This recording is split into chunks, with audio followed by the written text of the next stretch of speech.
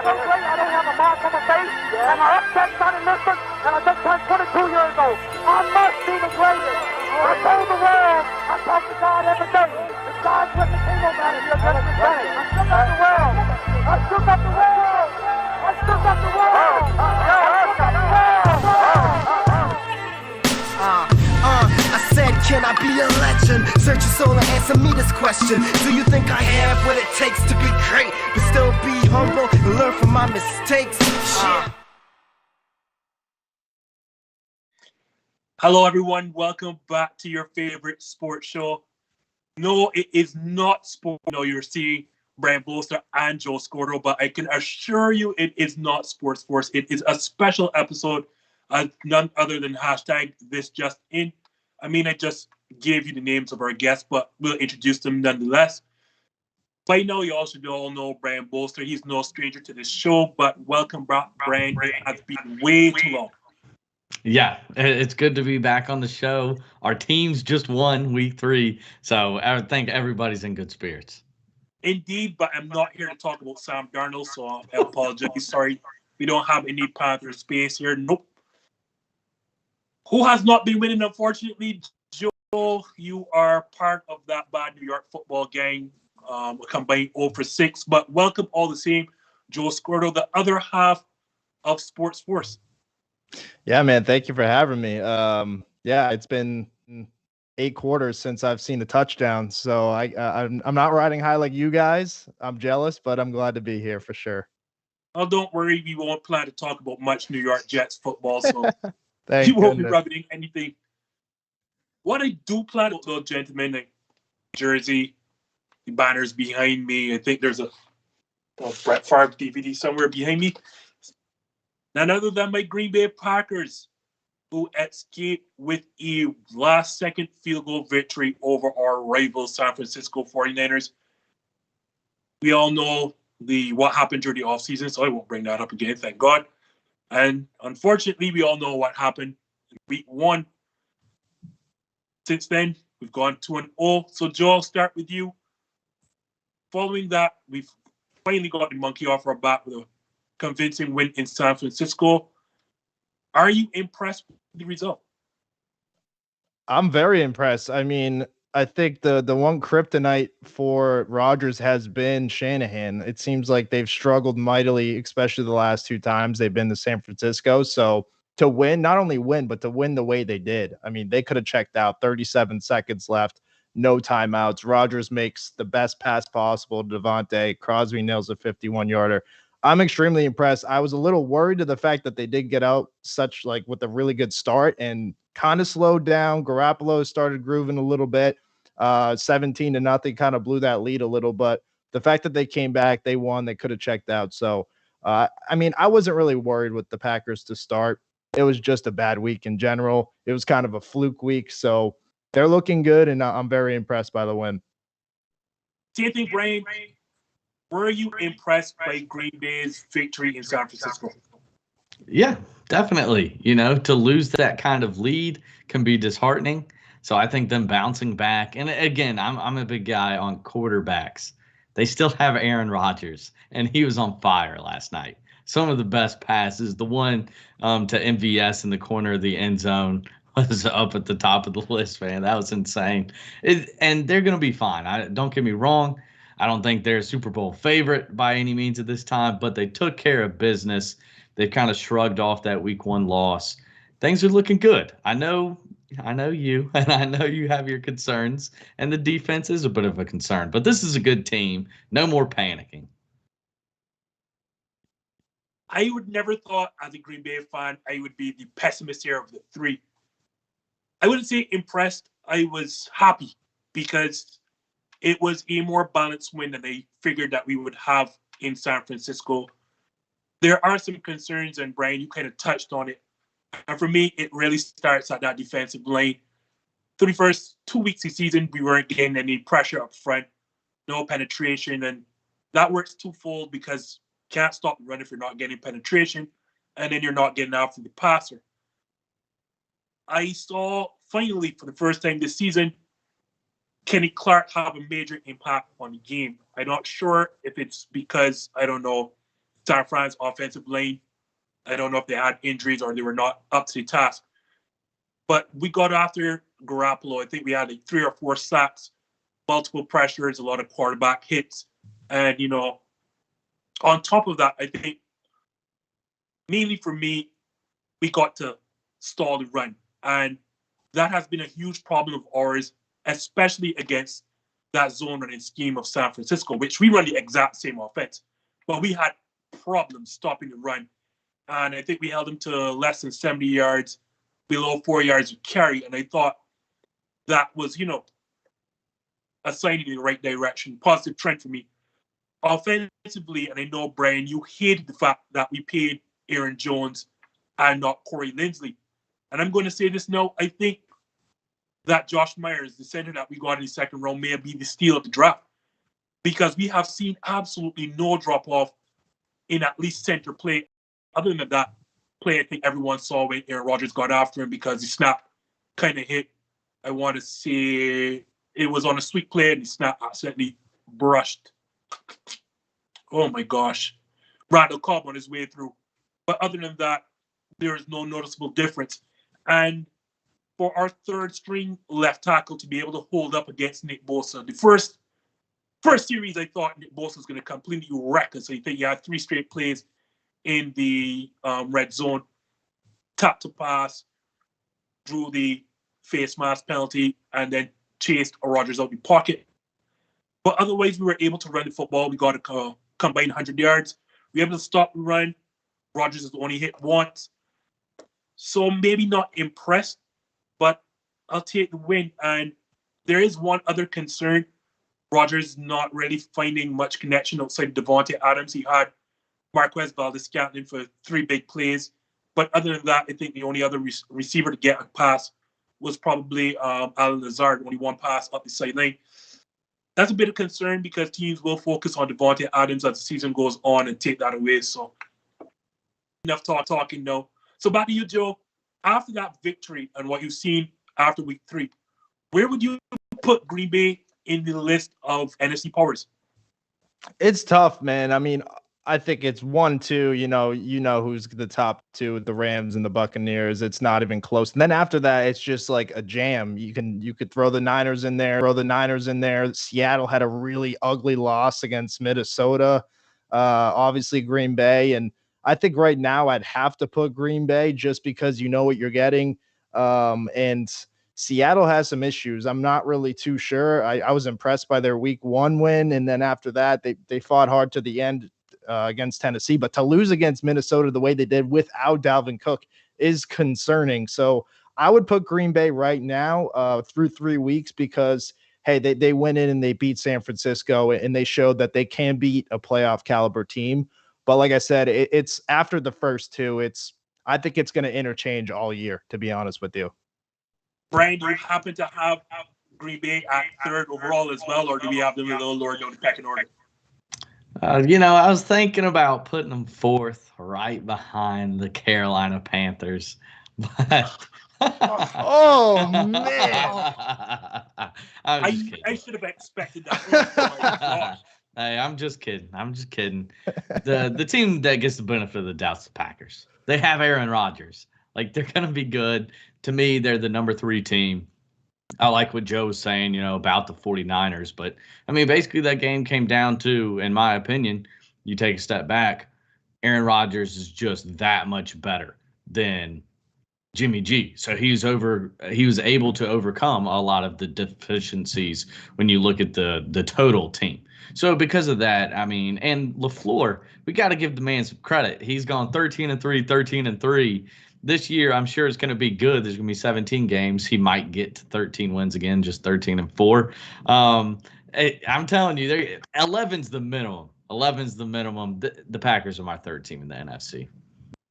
I mean, they're my 3rd team too, but I'm not sure a lot of people understand what our schedule looks like. We have the NFC West and the AFC North. Like, arguably two of the 3 best divisions in all of football. I'm not sure if we're getting back to 13 wins. I'll agree with you all, though. I'll put them behind the Rams and the Buccaneers, particularly against, having beaten San Francisco. on the road at that.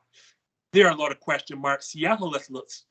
How do you lose to Minnesota without Dalvin Cook?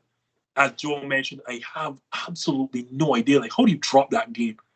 The Titans game, I can understand to a point because, like, Derrick Henry just went off. And when that happens, like, there guy's a human wrecking ball. They don't know how you stop that when he's chugging, going downhill. But I'm surprised either one of you didn't mention the Cardinals, who are unbeaten right now. I don't have faith in Cliff Kingsbury. I don't know how y'all guys feel.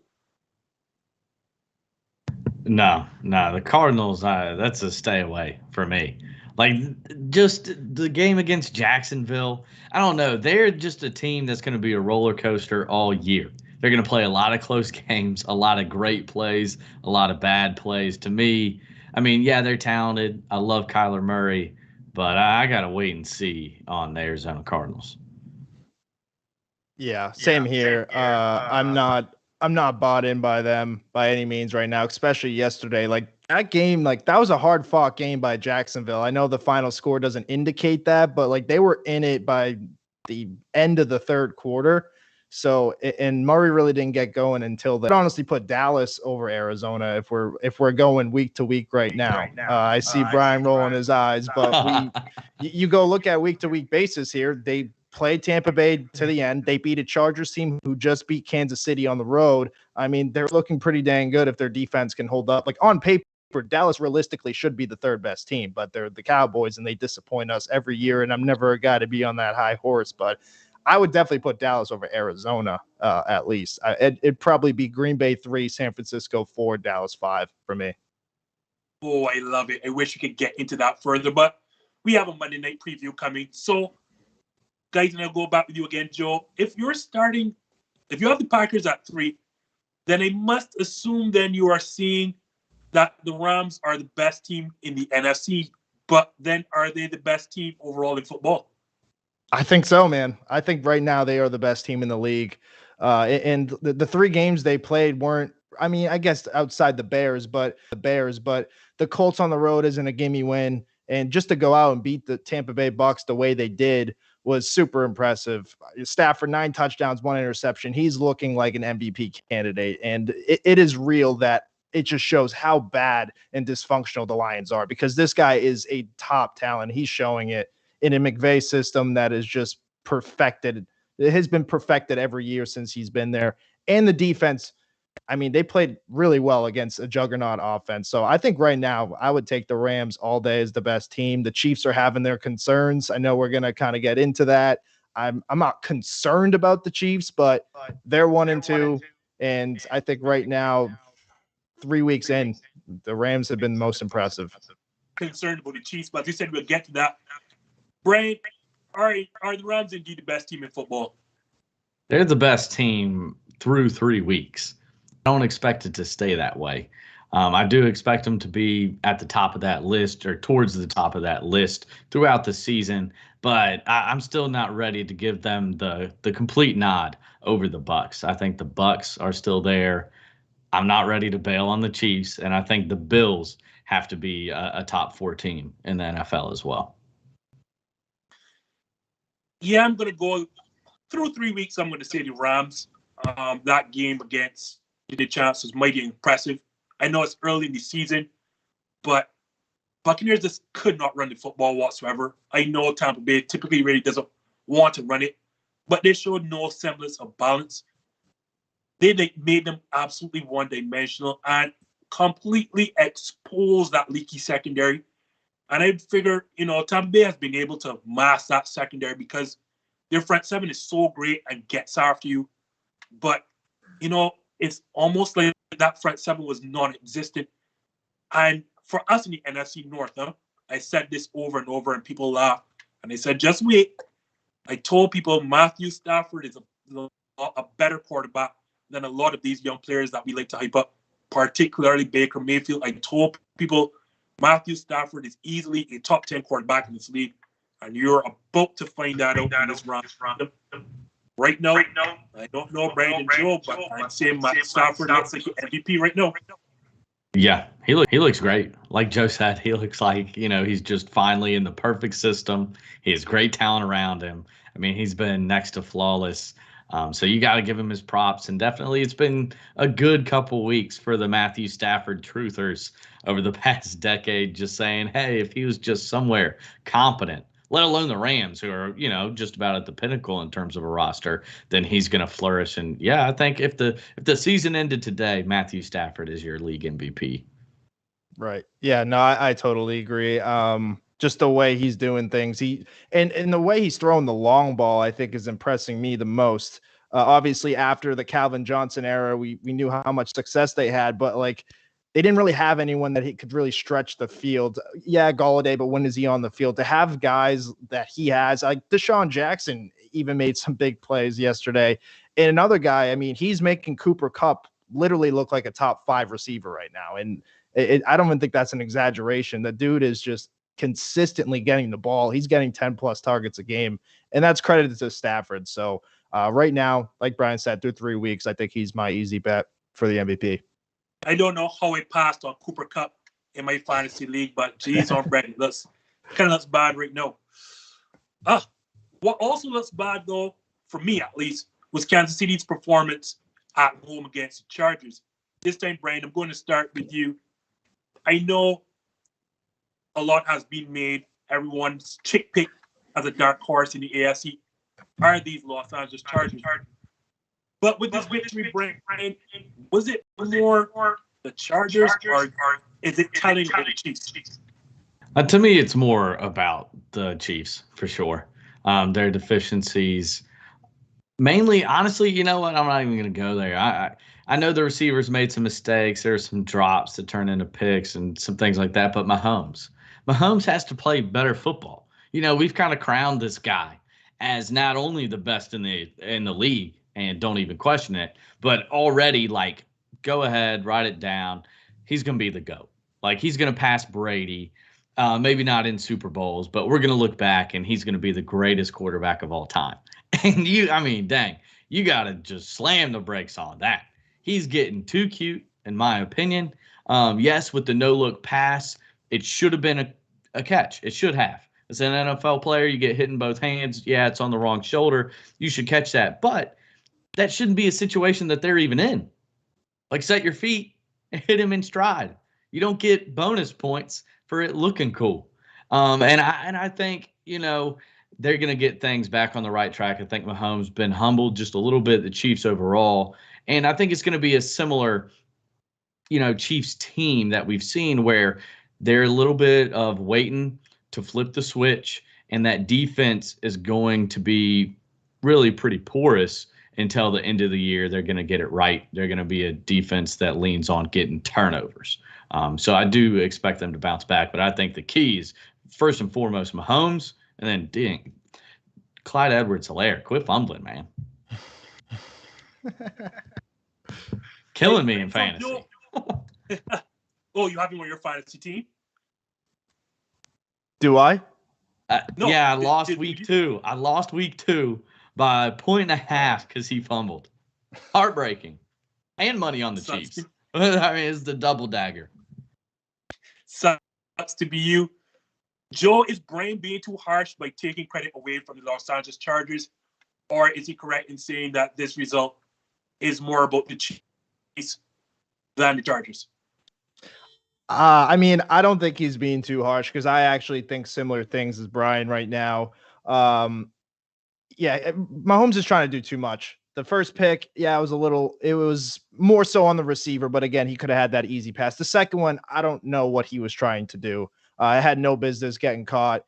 And the real thing is, like, the Chiefs actually shot themselves in the foot. 4th and 3, the game is tied up. And for some reason, the Chargers are running a play when they're in field goal range. I don't know why they didn't kick the field goal. And then they got, I think, their 4th illegal shift of the game. So moved it back 4th and 9. And then you get a pass interference call. And then it moves them up. Mike Williams scores. The game's over. I mean, the Chiefs had so many opportunities. The Chargers were trying to lose that game. Literally, like not kicking a field goal and all these illegal shifts. I've never seen so many illegal shifts in my life, and they still couldn't win that game. It's not like they're losing against garbage teams. I mean, the Ravens, say what you will about them and that crazy win yesterday, but they're still a competitive team. They will continue to be as long as John Harbaugh is there. And the Chargers, I mean, I'm impressed by the Chargers. Like Herbert threw 4 touchdowns, no interceptions. Mike Williams is finally looking like that relevant first-round receiver out of Clemson that we all thought the Chargers were getting. But it missed opportunities. And yeah, Clyde Edwards-Helaire, like 17 carries, 100 yards is nice, but stop fumbling. He's fumbling in the worst situations too. So I'm not going to be like really nervous about the Chiefs, but this is a game they absolutely should have won. Even though they were down early 14-0, they started to click. And like I said, at the end of the game, I mean, the Chargers were trying to give them the ball back, only down a field goal, which they should have. They were trying to give them that game. I don't know why they were going for it anyway in 4th and 3, but hey, 4th and 9, they end up getting it from the pass interference. And another thing is that I do consider, though, this is a new offensive line. They got a lot of new pieces in there. I think 3 out of 5 weren't even on the team last year. Don't mention it because it's me, and I'm still on the fence about that. But yeah, go ahead. Sorry. Yeah, no, I mean, well, I'm saying the Chiefs' offensive line is really new. Yeah, I know the Chargers took your guy Corey Linsley, which I mean, that offensive line, the signings that they've made has made a huge impact of protecting their guy. 4 touchdowns, no picks. But with the Chiefs too, I think they just got to click. We saw it last year. It may be cliche to say, but look at the Buccaneers were 7-5. Everyone was worried, and they go steamroll through. And the Chiefs have as much talent, or maybe even more, to do it. So I'm not worried. 17-game season, but I do think the Chiefs. This is more about the Chiefs just kind of shooting themselves in the foot. But it's a huge win for LA, regardless. I'm hoping the crew isn't watching this because Mike on the mic and Tony Tucker probably would not be pleased to hear me say this, but I'm with y'all guys. I thought I was going to be alone here. But I think this is more about the Chiefs and the Chargers because to your point, Joe, it felt like the same old Chargers. I'm going to say this now, right? The Chargers are a Patrick injury away from being 0-3.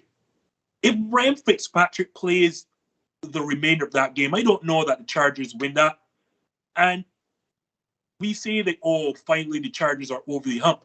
I'm not too sure. Like, they have had, as you said, Joe, one illegal shift after another in 3 straight games. And it should have cost them 2 straight games, being that Dallas game and this one. And to that sequence that you're talking about now, you're going for it on 4th and 3. Fine, you want to be aggressive and try to win the game. I have no issues with that. But then you are so ill-disciplined, you can't even stay still when you're about to snap the ball. That costs you go back 4th and 9. Still go for it. Again, no problem. You want to be aggressive and try to win the game. And as you mentioned, Kansas City basically handed him that first down with the pass interference.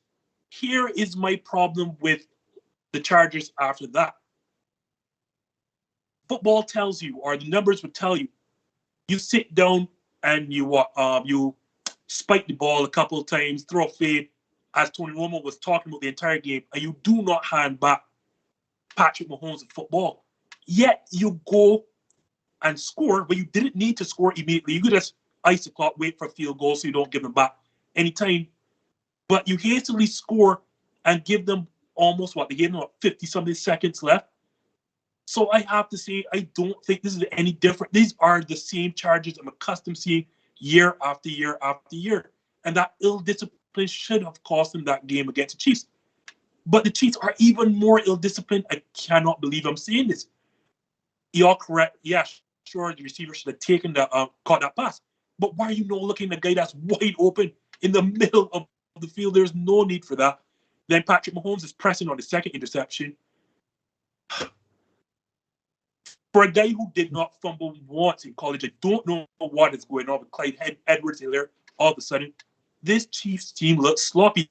And when I thought the problem was on the defensive front, because they couldn't stop a single run. So I said, okay, well, it's just the Cleveland Browns and the Baltimore Ravens, just the 2 best running teams in all of football. So maybe, giving up 404 rushing yards in the first 2 games, that's just maybe a bit exaggerated. No. The Chargers got whatever they wanted to get them to. And as you all said, Mike Williams looked like the next coming of DeAndre Hopkins. Well, Keenan Allen is one of the best route runners, if not the best route runner in all of football. But They could not stop anything. So if your defense is going to look this bad, I'm sorry, Brian, I have no faith on this defense getting significantly better because they're not showing any signs of that. You then can't be turning over the football at these rates. Like, you are just not good enough to survive all these turnovers when everyone in the AFC is getting better. So sorry, Mike on the mic. Sorry, Tony Tucker. But I have to say that result from me felt like this was the Chargers. This was the Chiefs just throwing away and not playing good football more so than anything else. What also felt bad, and please try for an awful segue into the NFC now, was watching Justin Fields play football yesterday. They had to turn that off. They couldn't watch anymore. He had to quickly get to that Chargers-Chiefs game. And what felt so bad, as much as I'm a big Packers fan, is that I've been pushing for Justin Fields to start like everyone else in football. So, Brian, after watching Sunday's performance, were we all wrong in football for begging, demanding, just seeing that Justin Fields needed to start? Yeah, yeah, I think people were wrong. Now, I think it's important to say that Matt Nagy did not do a great job, and that's putting it very mildly, setting up Justin Fields for success. Don't get me wrong. The game plan was not to his strengths.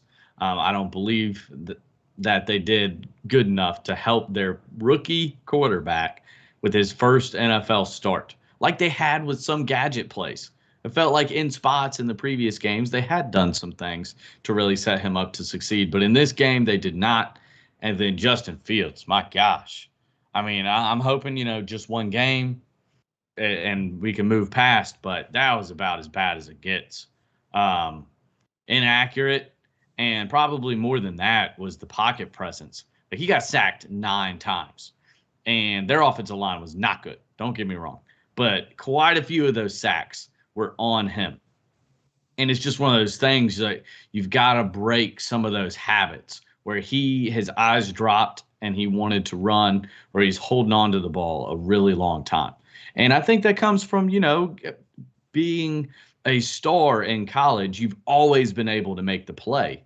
So you're going to want to hold on to the ball a little bit longer. You think that you can make something great, even when it might not be there. So I think it's just part of the maturation process. When things aren't there, you get the ball out quick to a check down, or sometimes you have to throw it away. It's not fun, but I think that's what it comes down to. So I think everybody shares plenty of blame in this one. The Bears seem to have not solved their history-long quarterback issue, and I think your Packers should feel safe. There's no rivalry right now.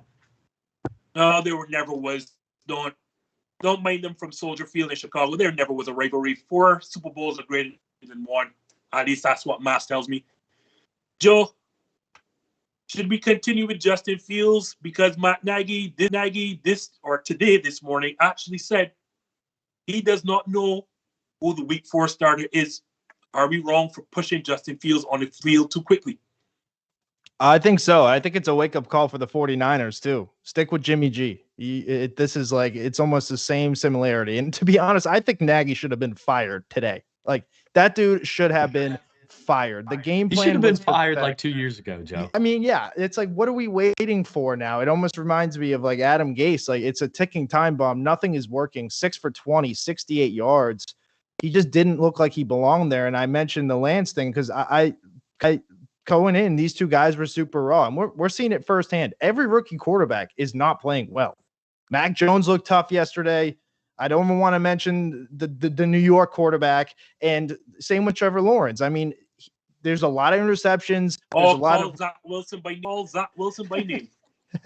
Hey, I'm still riding with my guy. It's not his fault, though. I mean, his situation is terrible. Same with Lawrence. But the thing is, like, the Bears and the Niners, they have that ability to sit those guys because they do have serviceable veterans. Whether you want to admit it or not, Andy Dalton has been a guy to go to playoffs with countless Bengals teams. I mean, yeah, he's not the greatest, but he's serviceable. There's no reason to rush it. I thought they should have waited another week and let him start against the Lions. That's a way more favorable matchup than go in and play a Browns team that is clearly very good.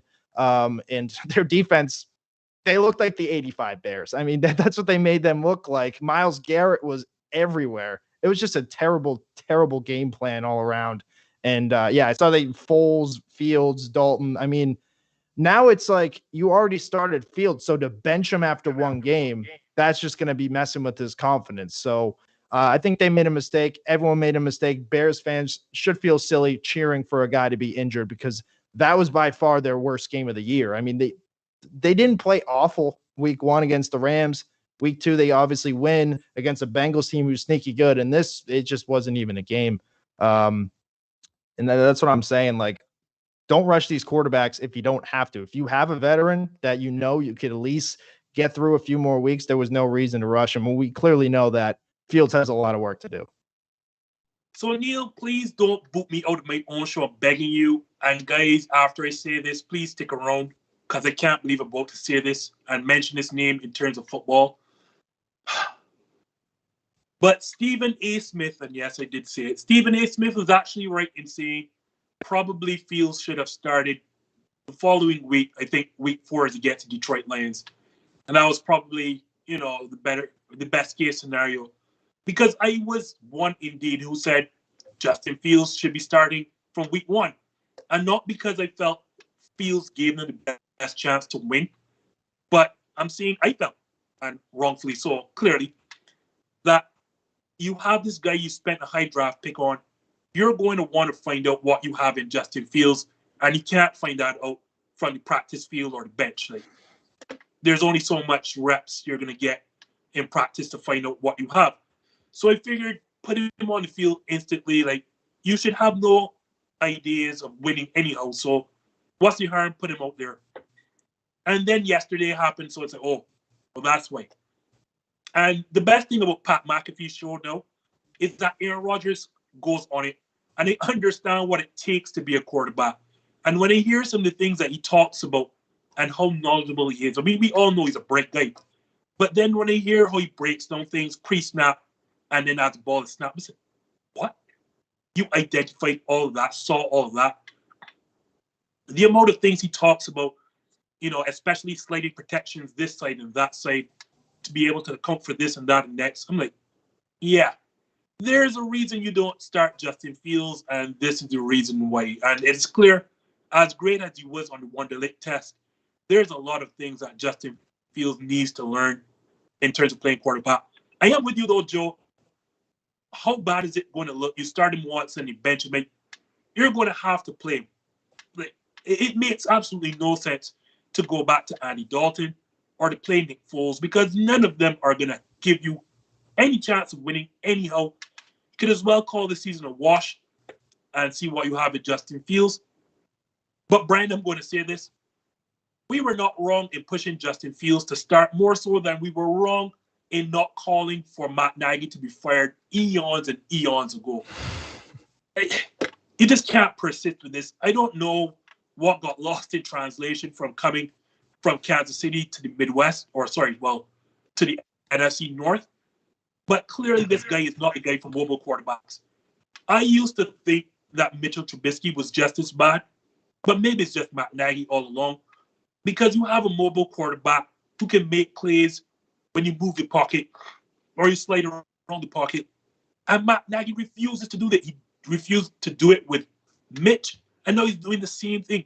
And if Dan Orlovsky, I'm sorry again for mentioning these bad people, but if Dan Orlovsky is correct, and having him drop back 13 times in a stationary pocket, and I mean, well, it was more than 13 times, but of those 13 times, it's meaning only with 5-man fronts against the Cleveland Browns with Myles Garrett and Jadeveon Clowney. You are asking for the guy to be killed.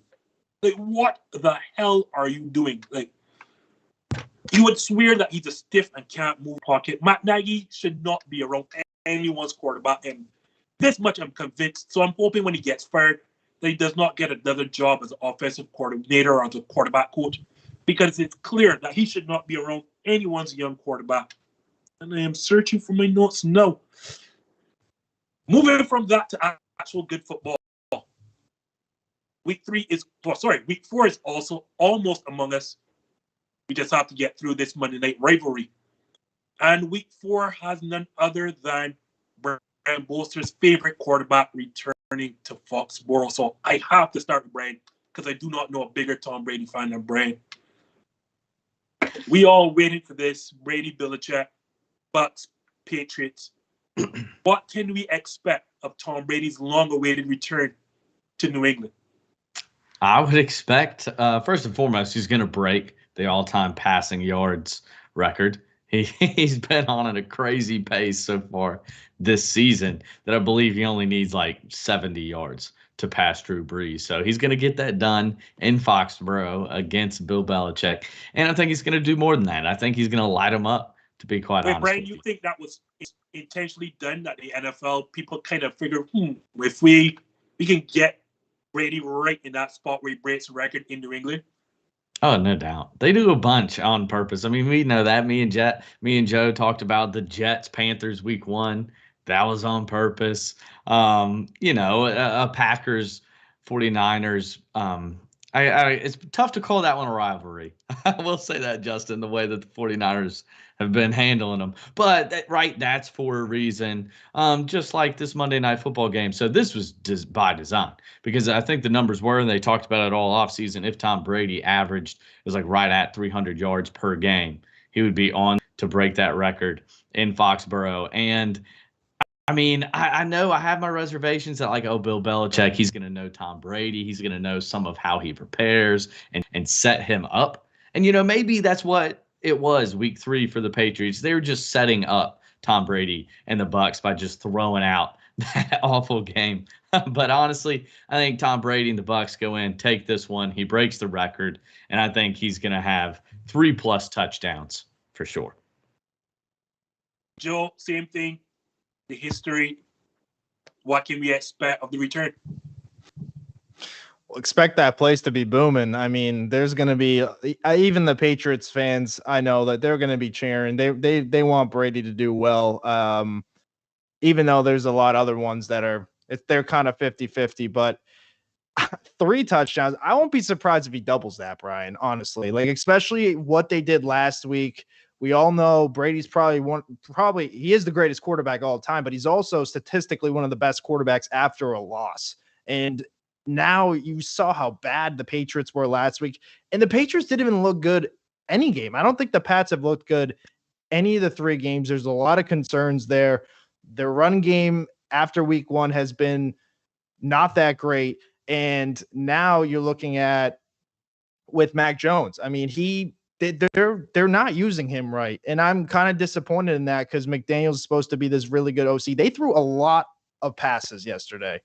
A lot. And at one point there was, I think he attempted maybe 7 passes in a row. It's just, why are you doing this? So I expect Brady to go in there, break the record. I don't think this game's even relatively going to be close. I think the Pats, they have some good pieces. They're still going to be like a year away to put it all together. So I got the Bucks by a lot of points here. I don't think there's any shot the Patriots win. They haven't convinced me otherwise. But maybe, like Brian said, maybe in the beginning Belichick throws some things at Brady, but Brady was Belichick as well. Quickly, I want to say, just touch on what Joe said in terms of how he'll be received in Foxborough. I expect it to be like a Tom Brady home game. They're going to be going crazy for Tom Brady. When he breaks the record, they're probably going to stop the game. I think they're going to make a big deal out of it. They're going to treat it kind of like a home game just for Tom Brady. You think Bill is going to allow that for them to actually stop the game, to acknowledge that? You think Bill is going to actually allow Robert Kraft to do that? Well, that's the thing. Robert Kraft is the one calling the shots, and Bill Belichick won't be happy about it. But Robert Kraft has chosen Brady over Belichick before. He's going to do it again. I am with you. I can't see a moment where there's even a scattering of boos. They're going to shower praise on this guy. It's going to feel like a home game. And in that regard, I don't have this game being close because, as I've now learned in all sports, and I don't really mean no, but sports is all about matchups. And for New England to have a chance, they're going to have to be able to run the football. And if there's one team you cannot run on, it's that Tampa Bay front 7. I mean, JPP and Ndamukong Suh, Vita Vea, and then the two linebackers behind them, Levante, Devin White. You cannot run on that front seven. And if New England can't run on them, well, we saw what happened this weekend with Matt Jones. You're going to be asking him to do too much passing. Yes, Tampa Bay's secondary is leaky, but it's not going to look leaky against a rookie quarterback. That much I am certain of. So I don't expect this to be close. But guys, I'm going to throw one in here. I know I didn't give you this in the cheat sheet. Over under on the amount of time spent, and I'm going to start with you, Brian. Over under on how long the eventual meeting between Brady and Belichick will last. Oh, over under? Do you have a time in mind, or did me set the time? 30 seconds. Oh, under. It's going to be like 2 seconds, and they're going to talk behind closed doors, but it's going to be like half a second. Belichick's going to be looking grumpy because they just lost, and it's going to be a big deal on like first take. No hugging Joe. Over under 30 seconds meeting between Belichick and Brady at midfield. I'm hammering the under on that. I think it's going to be like maybe like they touch shoulders, shake a hand quick, and then go. I mean, I don't think Belichick's ever had a conversation after a game ever. Never mind the guy that probably just beat him by 30 points, and now he's looking at his second consecutive losing season. So yeah, 2 or 3 seconds, I think, at the most. But there's no animosity between these two guys, right? I mean, can there really be? Yes, I think there is. We have Tom Brady's dad taking a shot at him. We have Alex Guerrero taking shots that they weren't treating Brady right. I definitely think just the competitors that these guys are, and especially from Tom Brady's side, he's like, you bailed on me. I did all this for you, right? Like you were worried about the defense. You spent all the investment in terms of players on the roster on defense. And he's thinking to himself, I carried you. Like I made you Bill Belichick. What have you done without me? And you just give up on me. And now look what I can do. Like Tom Brady, he looks better than he has in a long time. I know, given in the context of the game, like he didn't light up the Rams in terms of points and the things that matter. But you just look at his box score, he torched them. He was like 42 for 55 for like 450 yards. He looks great. So definitely Tom Brady's coming into this one with a massive chip on his shoulder. And both of the guys are types of competitors that have that big chip on their shoulder regardless. So, no, they need this one for bragging rights. They got to have this one. Tom Brady, this is the only team that he has, Patriots. So, this is a bucket list one for sure. Joe, there's no animosity between the two guys for sure. They can't be, right? Yeah, I mean, I think so, definitely. It's funny, like it's still coming out that like the Bulls had all these issues. Like there's still new news leaking out of that. Like I'm interested to see how much these guys kind of clashed heads. I think it was more towards the end. I think after the Garoppolo thing, that's when they started to separate, because we all know the countless rumors is that Brady wanted to trade. I mean, Belichick wanted to trade Brady. He wanted Garoppolo for the rest of the way after that suspension. And I think they just kind of knocked heads. And the main reason why Brady stuck around was because of their relationship with Robert Kraft. But I mean, I think it's just because they're so competitive. I don't think it's really personal. I mean, look what they did. They won 6 Super Bowls. Like you can't really hate someone that you had so much success with. But on the field, yes, for sure. There's going to be some tension. And Brady, especially, like I said, coming off a loss and now playing in Foxborough against Bill Belichick, my goodness, I don't even think New England should even show up. I'm not sure if you could tell, but he's smiling on my face. But yeah, I do believe they hate each other. Like and Joe, I'm going to take it further. I think it's actually personal. Like I honestly think, because as you said, you don't win 6 Super Bowls for a guy. Take a guy from being nothing, because everyone thinks that Bill Belichick's career starts in New England. I am old enough to know that's not true. I saw Bill Belichick before New England. It wasn't pretty in Cleveland, and then he turned down your New York Jets job, I think, Joe. Yeah, I'm old enough to remember Bill Belichick pre-Brady. And I can tell you personally, if I won that much with you when you wanted to trade me, I'd hate the hell out of you. Like, there's no way that you could even come at my door, you could shake my hand. So yeah, I'm with y'all also. 2 seconds tops. It's a touch and whatever, just for the cameras. But before we get over there, guys, and it has been an awesome show. There is still one more game left on the schedule, and it had to be, of course, the division rivalry. Eagles, Cowboys. Brad, call the winner and tell me why. All right, I don't feel too great about this. I never do really with either of these teams, the whole NFC East. But I'm gonna go with the Cowboys at home, Jerry World, Dak's return. Dak Prescott has really impressed me this season. The poise, with people flying around his legs, not to mention just his performance. So I think the Cowboys get this done, and I think they're gonna win. Pretty convincingly, to be quite honest with you. I think it's going to be 31-21. The offense is going to look good. The defense is getting better. It's getting better. I'm interested, though, in terms of Dallas to see what's going on in their backfield. If Zeke's struggles continue, are they eventually going to bail on him? Because they quietly, I got to have this just tiny aside, Dallas might have the 2 worst contracts in the entire NFL. They had Zeke Elliott. They extended him to 6 years, $90 million.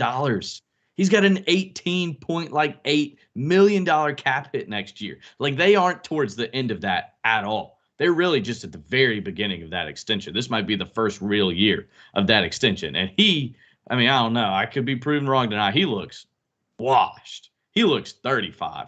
And then they've got Jalen Smith, who another player I liked coming out of Notre Dame. Unfortunately, had a major knee injury. But he, battled back. He was looking good for the Cowboys. Now he's a backup for them. and they're paying him like he's a top 5 inside linebacker. So, man, yeah, I got to take a little jab at the Cowboys. But I'm going to go with the Cowboys, although I hope, honestly, the Eagles win and Jalen Hurts balls out. Before I get to you, Joe, I will say this. I am not a guy who's against drafting running backs in the first round. I am a guy against paying them that second contract. Sounds funny for a guy who wanted to keep Aaron Jones, right?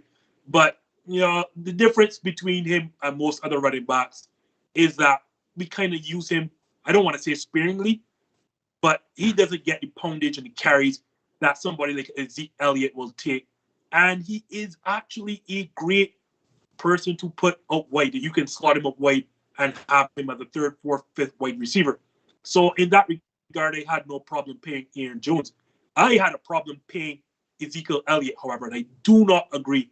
Like, draft running backs in the first round all you want, because they are going to give you immediate production. But don't pay them after that rookie contract. Like, hell no. Like, just go back in the draft and take another one. So, Joe, sorry to interrupt and get ahead of you. Eagles, Cowboys, who wins and why? Yeah, I got Dallas too. I'm going to go 30-13. I'm still not convinced with Jalen Hurts. I know a lot of people are, but I don't know. I'm still not totally convinced. He played super well, against Atlanta, and then kind of non-existent last week against the 49ers defense, who, by the way, let Jared Goff throw for 375 yards. So I need to see Jalen Hurts. I need to see more from him for me to even put them in a conversation. I think Dallas, on paper, a much better team. It stinks that they're paying $18 million for their second string running back, because Tony Pollard has been very, very impressive. And I think he's probably been the best backup running back over the last 2 years. So they might move on from him. I think Pollard has shown, and I think maybe they might be going this whole year a little bit of running back by committee, because they were effective last week on the ground. Week before that, they were not. Last week, each guy had about 13 to 15 carries. It made a huge difference against LA. So Dallas is the much better team. That place is going to be booming. That place probably can't wait to watch Dak Prescott play. And like Brian mentioned, he's played incredibly well. It's just more so about the defense. But again, I don't really see Jalen Hurts going on the road Monday night winning. So I got Dallas. I just think they're a better team in general. Before we go to my prediction, just remember, guys, who's the head coach in Dallas. And to your point about splitting carries, Mike McCarthy is absolutely poor at handling running backs. And if you want example, Mike McCarthy had Aaron Jones in his first 2 years in the league. The moment that Mike McCarthy left home, Aaron Jones had back-to-back 1,000-yard rushing season. I'll say no more. Mike McCarthy does not know how to handle the running game. And so going forward, I don't expect these guys to get 13 or 15 carries apiece, because that means they'll be running the ball 30 times, and that ain't happening under Mike McCarthy. So I'll leave it at that. That being said, I've always told my friends there's a reason I can't be an NFL general manager, because I think too simple. And Dak Prescott is the best quarterback in this game. And I tend to go with quarterbacks, like Brian said. If you have the best quarterback, you're likely going to win. So I have Dallas in a route here. I am not sold on Jalen Hurts, and it's not just now. I saw him at Alabama, and when you lose your job to Tua Tagovailoa, who is also not good, the chances are, you're also not good. So, guys, I want to thank you so very much for hopping on. It has been too long, Brian and Joe. It always is a pleasure to watch your content. So, quickly, Joe, I'm not sure if you still do your individual thing aside from Sports Force, but tell us tell our guests and our fans how to find you and what you have coming up next. Yeah, I mean, you could find me on Twitter at JJ underscore Scurto SCURTO7. You find me on obviously the Warzone Sports Network with Sports Force with Brian every Tuesday.